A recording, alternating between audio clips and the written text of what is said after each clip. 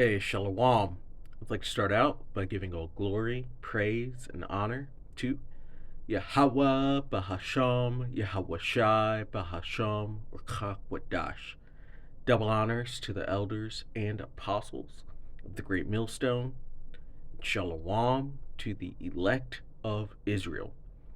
This is Demayim in Atlanta, and you just saw a clip from Reddit showing these Israelis fleeing their land coming into Paris, and they're getting booed when they're coming back or coming to Paris.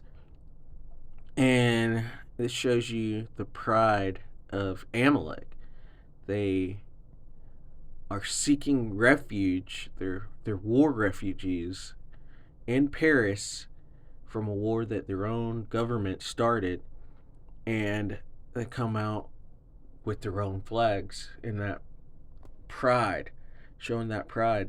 And then once they start getting booed, the other girl starts giving the bird to all these people who are taking them in, and they're just being prideful. They're also being hated. They are becoming a proverb and a byword because these curses are switching unto them, and the fact that they are having to flee their so-called country because of war shows that they are not the people, and they're not. That's Amalek. That's not. It's not Jacob. They're not the tribe of Judah. This is the tribe of Amalek of the nation of Esau. The nation of Esau being so-called Caucasians, so-called white people, and it includes these small hatters. They're not the people of the Lord.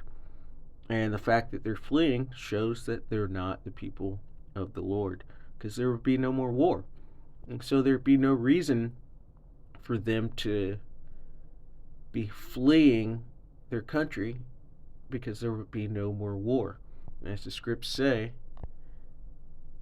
none shall make them afraid. So I just put that into the search on this Bible app, none make afraid, and it comes up 8 times, and each time it's telling you about how Israel will be set up in the latter days. Leviticus 26 and 6, and this is when we're first coming out of Egypt, and the Lord was giving us the land, and this is what he said: and I will give peace in the land, and ye shall lie down, and none shall make you afraid. And I will rid evil beasts out of the land, neither shall the sword go through your land. This is not happening with these people because they are not the people. They are afraid. That's why they're fleeing. The sword is there in their land. They're currently being bombed by Iran. That's the sword, and it's going through the land. They're afraid. It's Jeremiah 30 and 10. Therefore fear thou not, O my servant Jacob, saith the Lord. Neither be dismayed, O Israel, for lo, I will save thee from afar, and thy seed from the land of their captivity. And Jacob shall return, and shall be in rest, and be quiet, and none shall make him afraid. This is after the deliverance, where the Lord's going to pick us up from everywhere that we have been scattered. The we being the Israelites, the Negroes, Latinos, and Native Americans. But this isn't happening to them because they haven't been scattered. Jeremiah 17 and 4 didn't happen to them, where you would lose your heritage and be scattered to your enemies and have to serve them. They think they've been the people for forever, and they weren't scattered and made captives among their enemies. That didn't happen to them because they are not the people. That's Amalek. And so they can't be picked up. I will save thee from afar, and thy seed from the land of their captivity. They weren't scattered, so this can't happen to them. On the other side, and people are still making them afraid. They're afraid. They're leaving that place, and it's showing that they're not the people. Jeremiah 46:27, but fear not thou, O my servant Jacob, and be not dismayed, O Israel, for behold, I will save thee from afar off, and thy seed from the land of their captivity. And Jacob shall return, and be in rest and at ease, and none shall make him afraid. It's going to happen to the true Israelites, but it can't happen with these people, with Amalek. They are not the Israelites. Ezekiel 34:28, and they shall no more be a prey to the heathen, neither shall the beasts of the land devour them, but they shall dwell safely, and none shall make them afraid.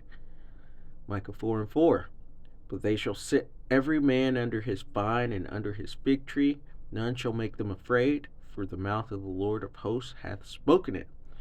Zephaniah 3:13, the remnant of Israel shall not do iniquity, nor speak lies.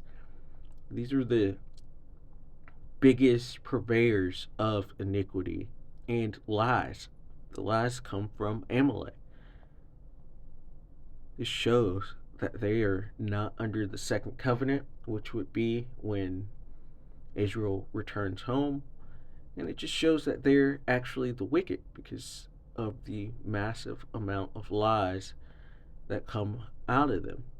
The remnant of Israel shall not do iniquity, nor speak lies. The second covenant is when the Lord's going to put his law, statutes, and commandments into our inward parts, to where we're not going to even be able to go off.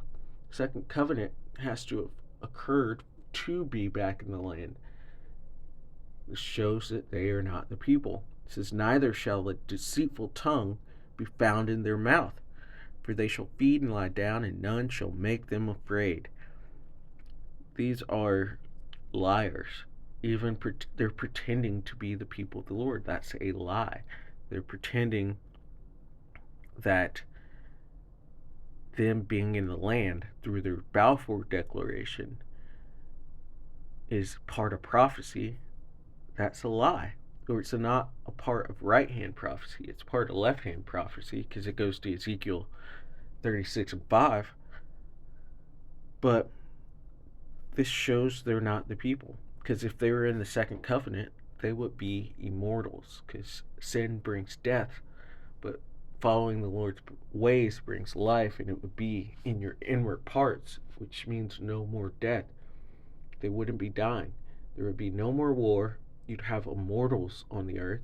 These immortals would have slaves that they're bringing back. They're captives that were their oppressors. And there would be no more war because the Israelites would be so much more powerful than all the other nations. They are not the people. The world is seeing that they are not the people. It doesn't align scripturally. There's no possible way it does. If you think it does, that just means you're a part of these liars. You're on their side. You're confederate with them. And you're going to perish with them. You're going to get their judgment whether you're an Israelite or not. And if you're an Israelite, you'll be born back into the kingdom with the law, statutes, and commandments within you. But you're going to have your head down because you sided with Amalek, with Esau, Edom.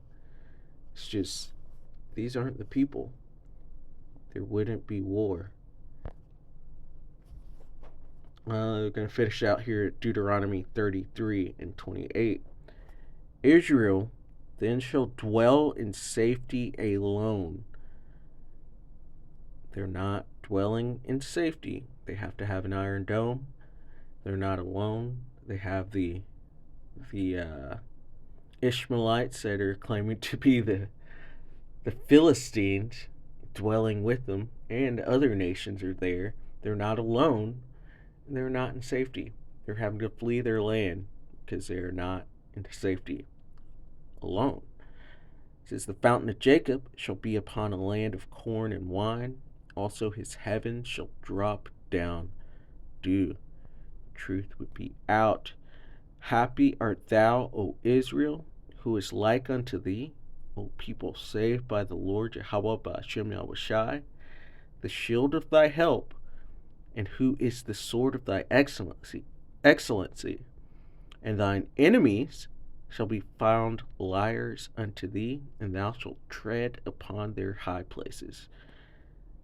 That's the nation of Esau in our land, claiming to be us. They are nothing but liars. They are being found to be liars. Israel, Negroes, Latinos, and Native Americans are starting to wake up and understand this. And the world is starting to wake up and understand this. This is their highest place. Christianity is a high place for them, but above that is Judaism and saying that they are the people of the Lord. This is a high place for them. It's being trodden down, starting with the apostles and elders. They are liars, and they're in our land claiming to be us, and they've led the world into massive war. Massive amounts of people have lost their lives over their lie, and it's being exposed. The world is waking up to it, and they are about to be trodden down with their lies. And so, Lord willing, that was edifying. I'd like to give all glory, praise, and honor to Yahweh, Bahasham, Yahweh Shai, Bahasham, Rekach Wadash. Double honors to the elders and apostles of the great millstone. Shalom to the elect of Israel. Shalom.